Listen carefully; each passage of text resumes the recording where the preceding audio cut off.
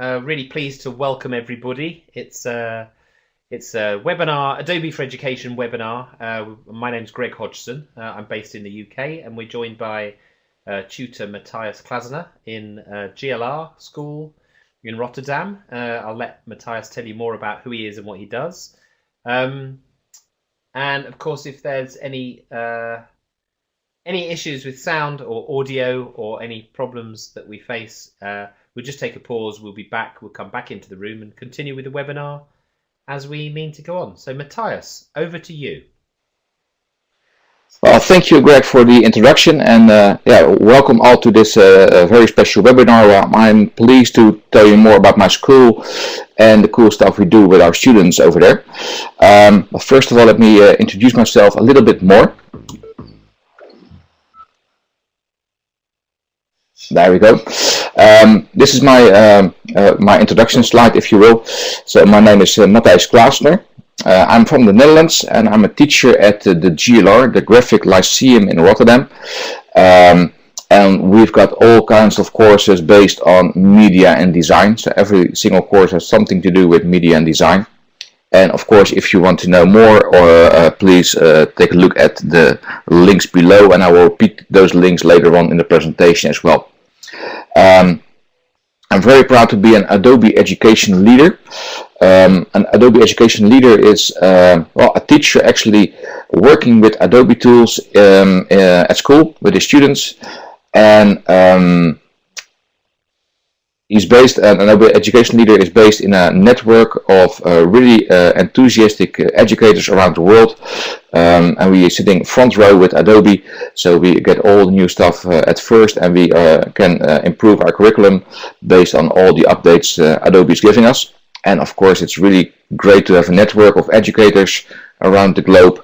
When you're stuck with a question about a certain tool, there's always somebody awake who can help you out.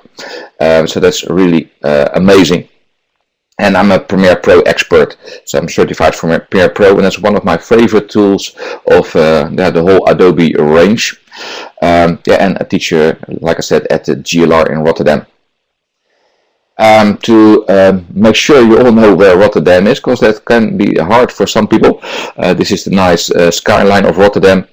Rotterdam is based in the Netherlands, on the nice red dot on the world map, and within the Netherlands we are based, like we call it, in the Randstad. That's where all the business is in the Netherlands, a higher population of people, and our students come quite often from all over the place.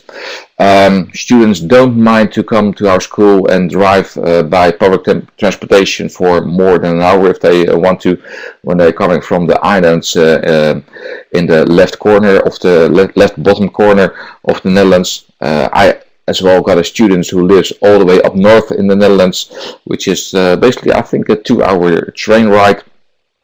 So people know where to find us, because there are only about 5 of our types of schools based in the Netherlands. So it's pretty unique. If you want to do something with media and design, you come to one of the Grafisch Lyceum, of course, a lot of people know the way to Rotterdam. So that's where we teach our stuff. Greg, could you start in video 1, please? And that will give you a nice detailed information in a short video of our school in Rotterdam.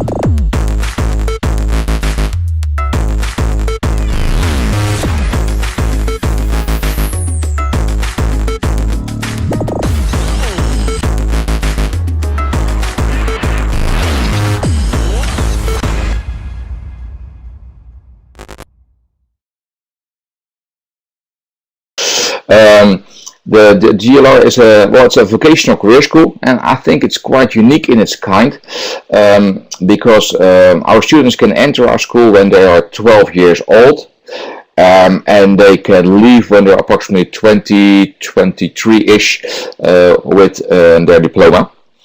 So we've got both K-12 and the higher education in our school.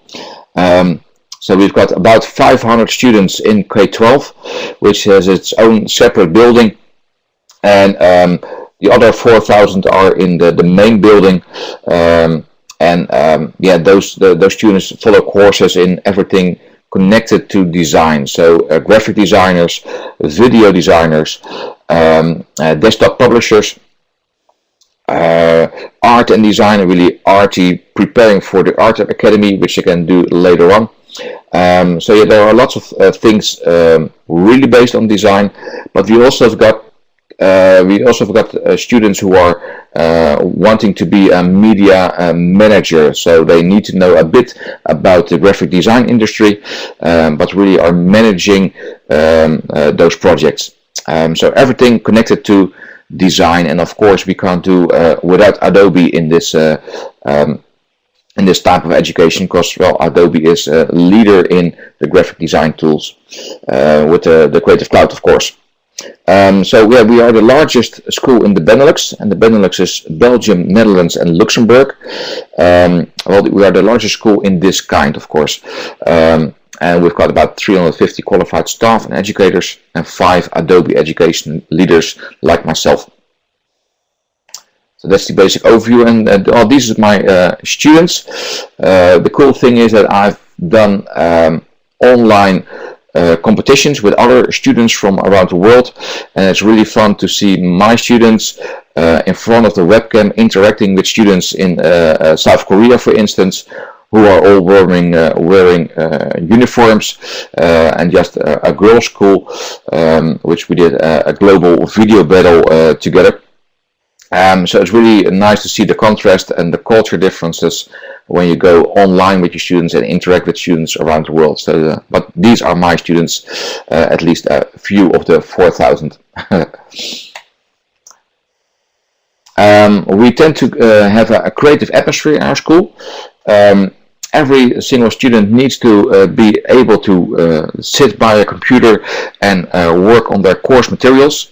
And we've just renovated the whole school with new classrooms, more or less new machines, but the whole new inspiring environment, large classrooms to do, large classrooms like you see now in this picture, with about 64 computers in there, so 64 students to work on theme projects, with multiple students in a group working on a graphic design project, a video project, or whatever project there needs to be made. And then we are really focusing on the process of a student. So really seeing, how do they plan their stuff, how do they make concepts and designs, and how do they, finally make the product they've made the concepts for. So really focusing in detail on the process, and maybe less on the final outcome. That's what we do in these large classrooms. In a creative atmosphere, so we really try to make them feel at home, and most of the times they will be working in these situations. Because all our students are based on media and design, a really good portfolio is really important for them. So every student who does a design course at our school needs to have their Behance portfolio. I don't know if you all in the chat room or in this webinar know what Behance is, but Behance is the online portfolio tool from Adobe, and it's free with your Adobe membership, or your Adobe ID actually, and you can upload your work from day one, from your when you started the course until 3 years later when you graduate. And then for us as a teacher, it's a really powerful tool to see the growing of the student, see what they've done in year 1 and eventually in year 3, and there's a massive learning curve which you can filter out of that. And of course we try to convert their online growing portfolio, if you will, onto a real portfolio for them to find an internship at the end of the course, or hopefully a job. So yeah, that's really important for us. Every student is online, so if you look in Behance for GLR, you will find a lot of stuff from our students. So really cool. Hope you take a look at that. How's our course structured? Well, as you've seen in the invite, I'm focusing on my course, which is video design and animation. So everything that moves is really interesting to me. I like to teach that, and on that course I'm focusing at the moment. Our students enter our school, my part of the school, so the higher ed part, when they are about 16 years old, and they start with a wide orientation a couple of months. And so the first half of year one, they start as a media designer and do basically everything. So they make business cards, but also edit videos, make artworks, do a lot of drawing, real drawing, not on a computer as well. And finally, during that half year, they will have a taste of every single specialization that we've got. And hopefully they will start, hopefully they will love my specialization, which is the motion design part, which they can follow during year one and really specialize in during year two. So they start as a motion designer, and like I said, motion design is animation and video design, and they need to choose between those two which they like the most. And then they can specialize in that part for 1 real year, working towards their internship at the end of the year. So in year 3, most of the time they will be on their internship. So starting as a trainee and finally do some exams at our school, which are focusing on the work processes again, so the process of making a design task. And they finally will be graduating with a diploma at age 19 if everything has done in the right amount of time. So that could be a different age as well. So on their diploma it will say, well, you are a student graduated in media design, so that's your diploma, but you are specialized, for instance, in video design. And video design focuses on these cool tools the most. My students also need to make plan of approaches or do some film poster design, so they do things with InDesign as well. But most of the time they will spend within Photoshop for their concept art, or maybe in video design about making beautiful titles. Maybe you would like to draw a character inside of Adobe Illustrator in order to make an animation out of it. So Illustrator is really powerful for my students as well. Editing, well, that's for video design and animation.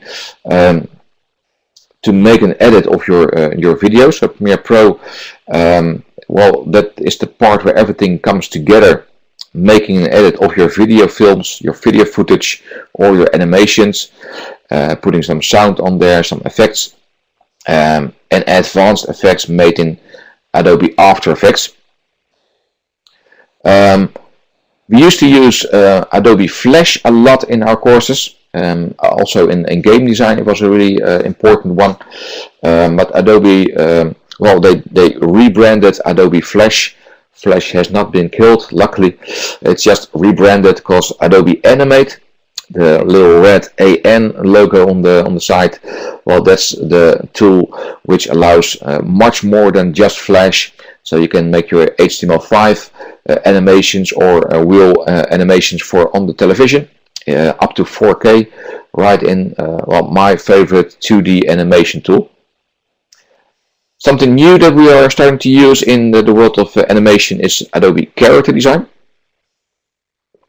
Adobe Character Design is still in beta, but it's already there for the students to use in the Creative Cloud inside our classrooms, and of course at home as well. And I'm planning to do a little demo at the end in Character Animator for you to see how that works and what fun you can have and how easy of use it is to make a basic animation in Character Animator. So bear with me, and I will show you the wonderful world of that little tool, which is going to be huge, I think. Then there's Audition for making audio, editing audio. Everything that needs to work on sound is done in Adobe Audition. SpeedGrade is still the tool for Adobe to make color corrections inside Premiere Pro. And finally, you will render your stuff inside of the media encoder to a video format which you could upload onto YouTube. So that's the final end station. And then there's Cinema 4D as well for our 3D animators. We like to use Cinema 4D Lite, which comes with the Creative Cloud description in year 1. And when my students are in year 2 and really want to go for a 3D animation, well, then we use the huge non-light version of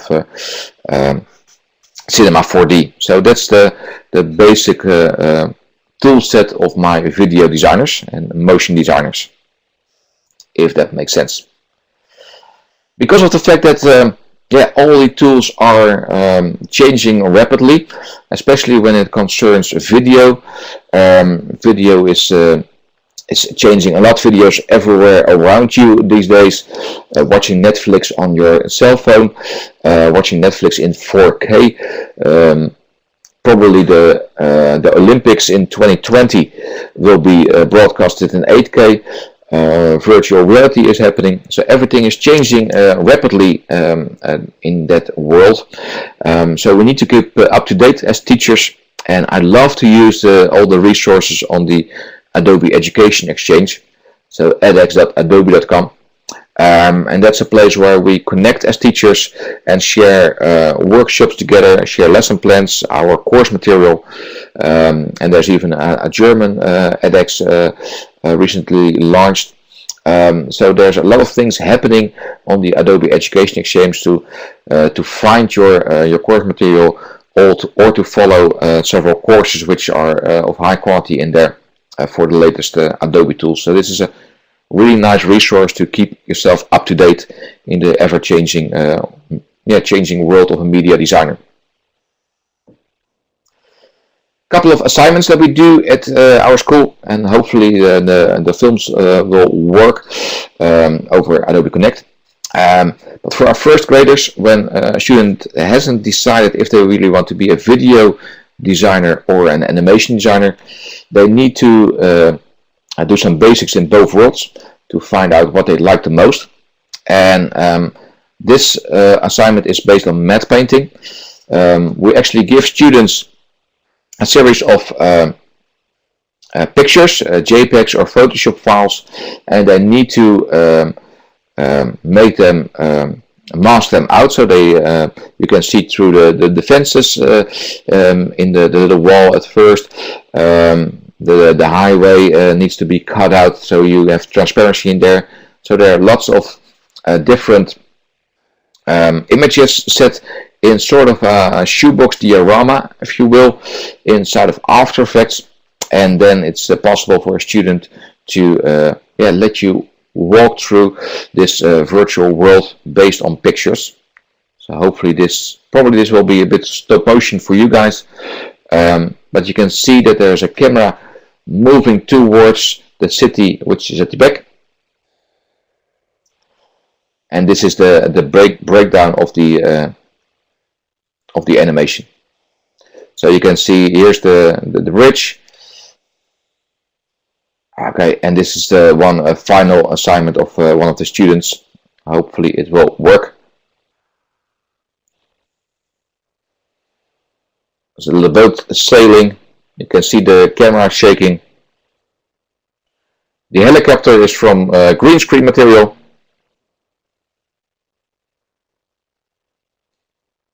It's been cut out. And these are all the layers which you can see in After Effects. So it's a really In the basics, a really easy assignment, but when you want to make it more complex and really want to show, well, I'm a real animator, you can make loads of layers and give a real feeling of the world that you've just created with just only making use of pictures.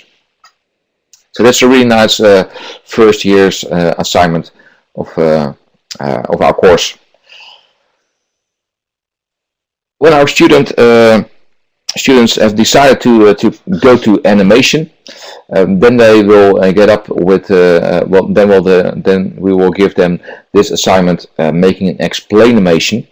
Well, in the world of education, you probably all notice, being a teacher, that students don't tend to read that much anymore. They're getting bad readers, probably because the millennials being brought up with iPads and all that kinds of equipment makes you probably a less good reader. So we need to make course material with use of animation. And of course good audio as well. So we try to teach our animation students the wonderful world of explanations. So you've got a voiceover in this case, which is leading for the animation. In that voiceover there is a certain amount of information, and that information needs to be combined with some beautiful animations to make the message even stronger or clearer, if you will. So Greg, I need your help again. Okay. By starting in video number 2. You are working in a continuously changing media world as a media designer, a world in which you need to keep learning in order to keep up. You will work with challenging software and the latest technology to deliver fantastic products. Whether it's a corporate design, a brochure, an app, a website, a game, an animation, or video production, you are ready for the challenge. You know how to present your creative concepts and designs in a convincing way. You're pushing the limits over and over again to lift your products to a higher level. And you're a team player who's aware of deadlines. We teach you how to communicate, do research, look, listen, tell, create, and share. The GLR in Rotterdam is the perfect start for a career as a creative media designer. So, like I said, all of my students, they work in groups based on working on animation, and probably most of the times groups of 3 or 4 students in there, and they need to go through the whole process. So they get the assignment, and they will come up with ideas, and every scene in this or every couple of sentences that Greg has spoken have been given to a student, and they needed to keep the same style of animation, of colors and stuff, so it feels like a whole a complete movie. It all belongs together. I think these students have done a tremendous job on that. Next up is year 2 assignments from my video design students. In this case, we are changing our video design course because of the reasons that I just discussed. Videos, the world of video is going really rapidly, changing all the time. So is our course, and we need to have a new commercial for our school based on all the new ingredients in our video design class. So new cameras that we've got, but also new workflows because of the cameras and all the possibilities that they bring. So they needed to make a commercial for the new students.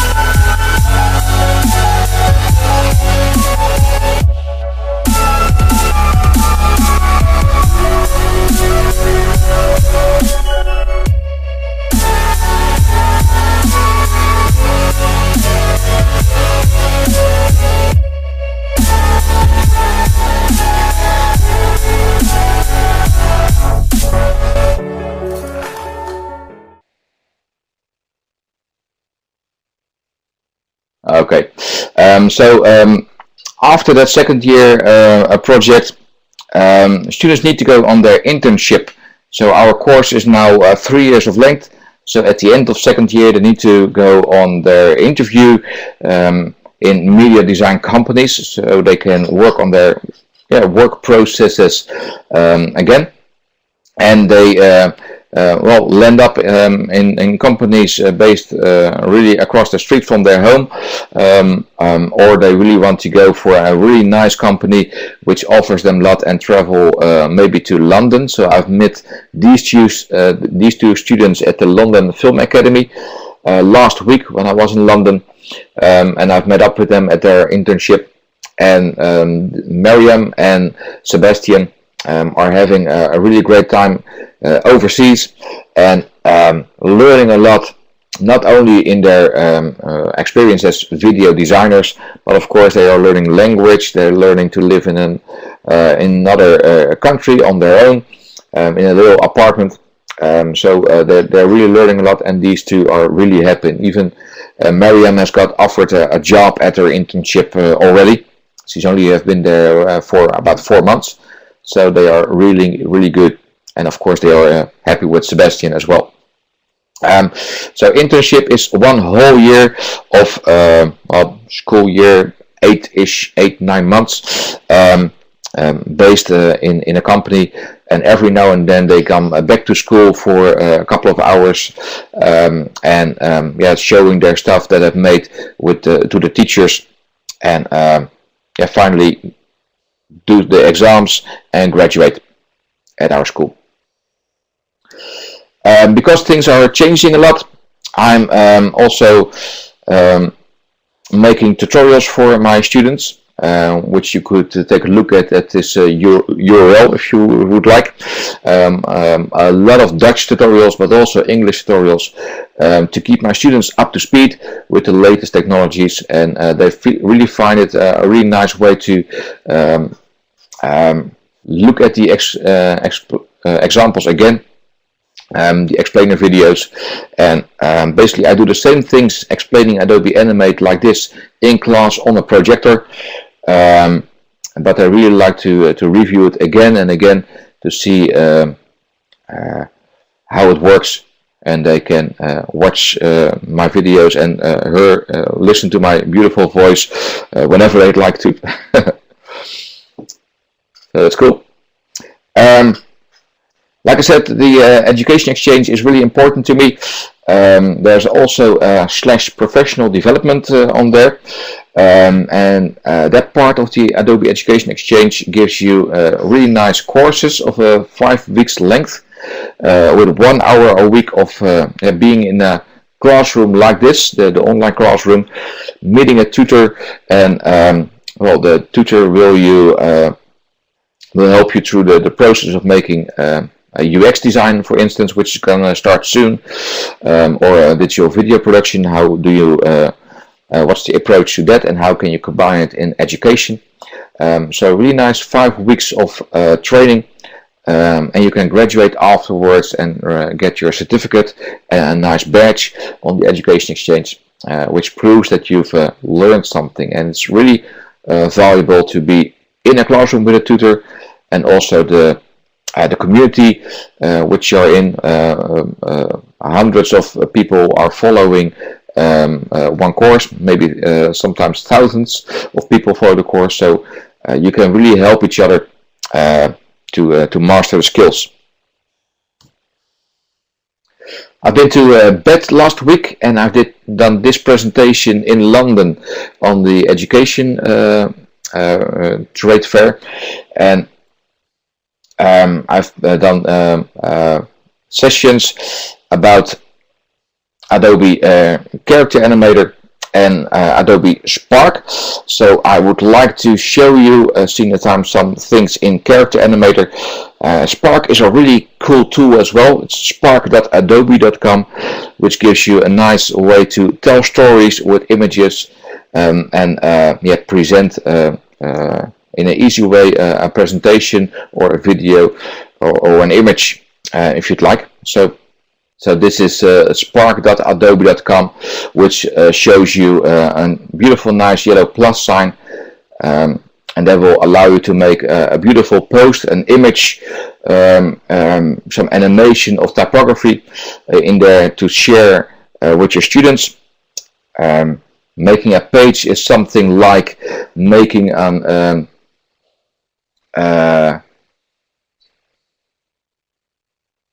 oh yes, on YouTube.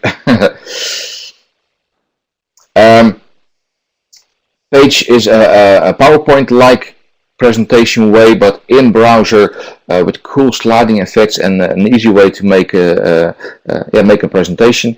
And video is making a voice over, adding images on there, videos or symbols or typography, and allows you to really quickly shoot out the video with explainer animations. So that's cool and free. All you need to have is an Adobe ID, and that rhymes. So Character Animator in the basics is a really easy tool, but you can go quite advanced. Oh, you can see me right now. That's cool.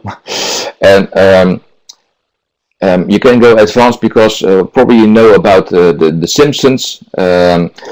Last year, around October, around the Adobe Max event, there was a live episode of The Simpsons where you could call into the studio and Homer would pick up the phone and answer your questions live in animation based on Character Animator CC. And like you can see, it's still in beta. So the tool is improving in a really rapid way, and it's really fun. But in the basics, it's all about making a new puppet in Photoshop or a new puppet in Illustrator. The layer structure of a video of a character is really important. So you need to have a certain structure, and the structures of the layers are the same inside of Photoshop or Illustrator. So that doesn't matter. So I'm going to open up Photoshop. There we go. And this is my little character, my basic template, and in the right lower corner it will show you a structured way of layers. There we go. And basically I can't unfortunately zoom into this area of the screen, but there is a character folder, there is a head folder in there, and in the head folder there are certain body parts. So there's a nose, which we can show and hide. Let me zoom into the character a bit, which you can show and hide. And of course you can draw inside of these layers as well, and the same goes for Illustrator. You can see the left eyebrow, etc. So these are all inside of the head. And I've made a character myself with an extra layer in there because of my glasses. So I needed to have an extra layer. As long as that layer is inside of the head layer, the head folder, it will work. So if you work and change work on the characters that you've given and change the layers, it will do the trick inside of Character Animator. And after that you can try to get your own materials in there much easier when you know the process. So let's go back to Character Animator CC, and it will show me my character, and it's already moving, and that's rather cool. It's not doing it correctly yet, so we need to make some adjustments, but you can see it's already moving and it's doing basically the same thing that I'm doing.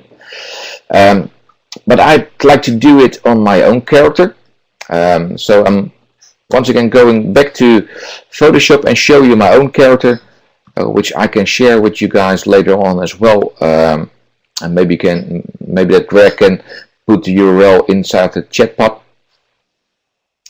So I'm gonna grab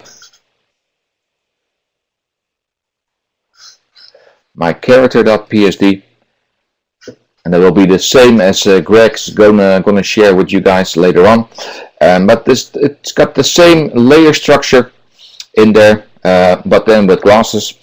And this character I want to import inside of Character Animator. So exactly what I've done is change every single layer, put my own artwork in there, and it will work. So import inside of Character Animator.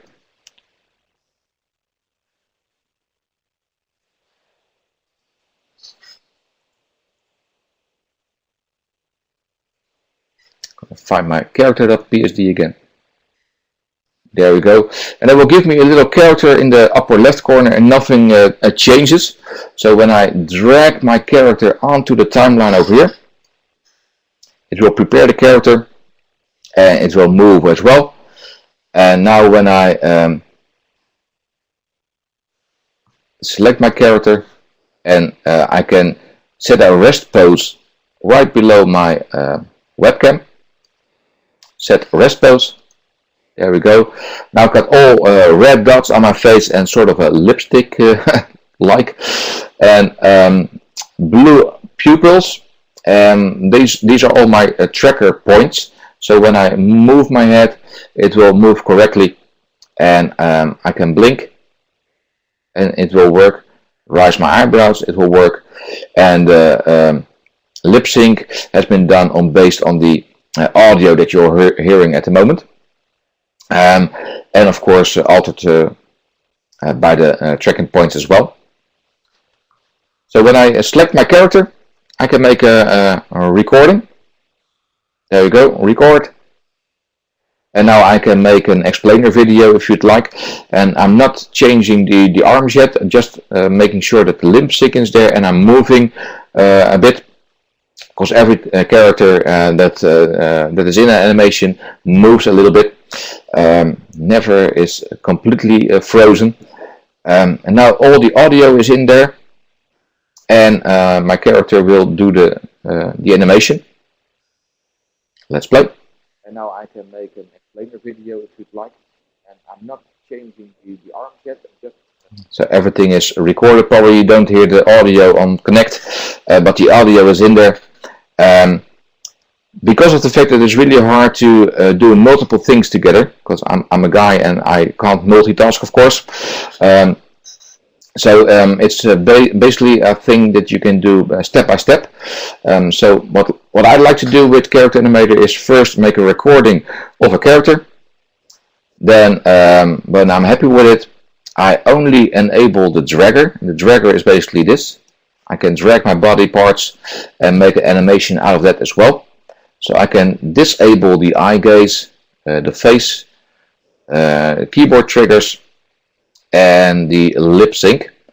Now only the only thing that I'm animating is the dragger at this moment. So I'm at the start of the animation. I'm gonna record again. And now I can make an explainer video. And I can let them wave. Changing the arms yet, just making sure that the lip sync is there, and I'm moving. Something like this. So now it's all also lip syncing and moving the arms as well. Now I can make an explainer video, and I can wait, and I'm not changing the arms yet. I'm just making sure that the lip sync is there, and I'm moving. There you go. So this is one thing that you can do. In the latest release of Adobe Character Animator, you can export the file directly through the media encoder as an MP4 file, and it will fire up the media encoder, and it will give you an H.264 video in MP4 format, which you can put online or make use of in your edits. Later on, and it was already possible to export it as a PNG sequence, and it will include your audio as well. So these are some basic things that I can do on the screen share at the moment. But when you go in detail, a really nice tutorial can be found inside of the welcome screen, where it says start here. It will give you an in-depth view of what Character Animator can do, and of course it will give you a link to a whole set of video tutorials which are being updated every single release of a new update to the beta. So yeah, this is the thing in Character Animator. I think that we are using at the moment now in at the GLR. So that's one of the new tools in our curriculum that we are using and that we are exploring. Yeah, really powerful and fun tool to use.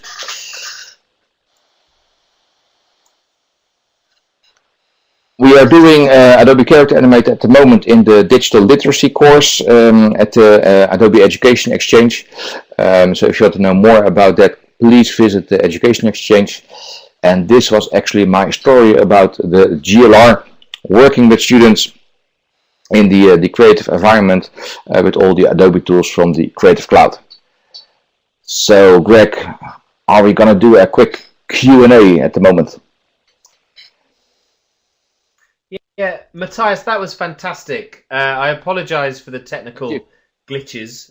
Everything works perfectly beforehand, and then struggled slightly afterwards. But thank you very much for persevering. I'm just putting in that URL again, just for those of you. I'm just going to drag this out slightly. I'm going to put it over this side so it doesn't interrupt us.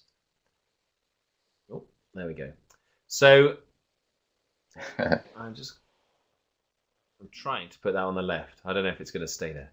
So there's some different courses, some different URLs that you can go and sort of slide back up to if you want to, that should get you started, should get you going with some of the work that we've seen. I thought that was excellent, Matthijs. You really took us through a great journey there.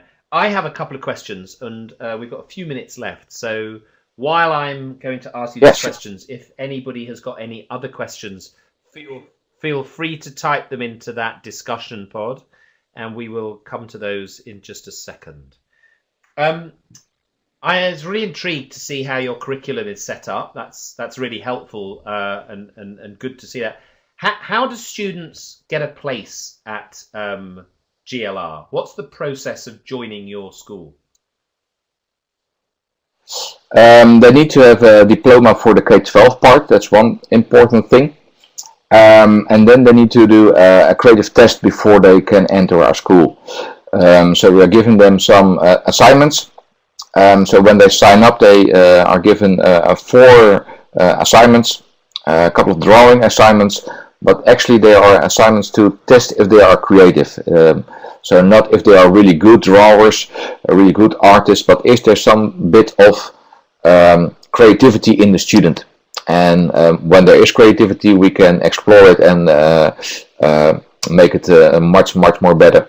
But they need to be creative and have a vision of what they want to do after our course. So that's the thing that you need to do to get into our school.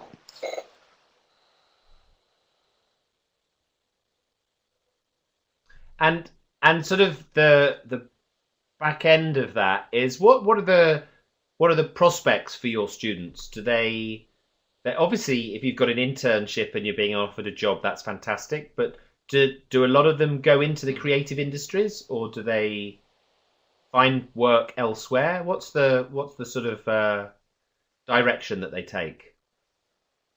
Yeah, it's a mixture of all the things that you're saying, actually, because there's also an art academy which they can do afterwards. So I think that's university or a higher level, actually. So that's one thing that's really popular, especially now when they are graduating at age 19. It used to be 20. It's really interesting to do an extra course, an extra study afterwards. So that's one of the popular things. Some of them choose to do something completely different. I've got one student in my class at the moment who would like to be a teacher of history. So that's an awkward thing, but yeah, they can follow our course and choose to do something different afterwards. But a lot of them are doing their own companies. So a few of them will stay at the internship or look for a job. But a lot of students are going to be freelancers in my area of expertise and start for themselves. And they also have got some clients during their course as well. You have, sorry, can you explain that? You have clients who come. My students already have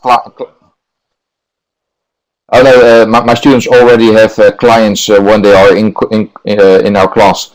So they really are already starting their jobs, their own companies when they are still in class.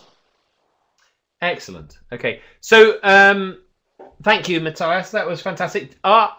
We have a few minutes left, folks, and you have Matthijs's sole attention. So if you do have any questions, Sarah's interesting. She's being thrown into teaching graphic design, and she's well versed in Photoshop, but not Illustrator. So just on that, Matthijs, any suggestions for Sarah where to start? We certainly can provide Sarah with some tutorials, and we've got the graphic design curriculum that we can send across to her. But just in terms of her teaching, what would you be recommending? How would she go about starting that? I think you need to master a tool more than a student will. So you need to be prepared for questions that you are not prepared for yet, probably. So yeah, a good starting point would be the Adobe Education Exchange. Of course, there are some great teaching materials on there from teachers who are using the tool. So that's really helpful. And what helps me a lot is going online on a course like lineda.com. Where are some amazing courses which walk you through the whole workflow of, for instance, Illustrator. And Adobe has got some quality books as well about the classroom in a book series, which is cool. And you can also certify for the Adobe products on a student level, so that's the Adobe Certified Associate level. And a colleague of mine, an Adobe Education leader, has written some books for the Adobe Certified Associate degree, and there's also one there for Illustrator. And the author of the books is Rob Schwartz. So if you look for ACA Illustrator book, you will find his book, which is really great, and that's the one that's on a student level. So that's really good to start with. Yeah, and Sarah, just before we finish off, there's the last graphics course which focused on Illustrator. I believe you can still get through some of the course details. You won't be able to partake in the course because it's finished, but you can get to the content. So I can promise you, having worked on that course, there are 5 assignments there that are really good introductory assignments. They sort of build in complexity. So hopefully that gets you set and running. So folks, that's it from us. Unless you really have any final questions, I would like to say a massive thank you, and I'm sure you would too, to Matthijs. Given us a really amazing insight into the GLR world of motion design. I hope it's been useful. That's nice, Caroline. Thank you very much. It's good feedback. Thank you. But I think we're gonna finish off, and we'll be here for just a couple of minutes before we close the room up. And I think it was Caroline or Sarah who suggested we might put some of those links out when we send up a follow-up email. I'll make a copy of those. I'll grab all of that now, and then I'll get that sent out. I won't send the whole chat out. I'll just send the links out tomorrow, as long as we can figure out how to do that. I'm sure we can. So thanks very much, Matthijs. Thanks a lot for that. You're welcome. Oh, hang on. It was my pleasure. Oh yeah, that's good. There we go.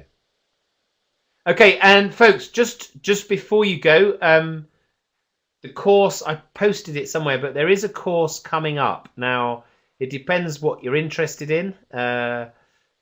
The digital storytelling course is nearly complete. We've got another couple of weeks going on that. But there is, here, I'll post it again, just so you've got it. Go and have a quick look. You might be interested in this.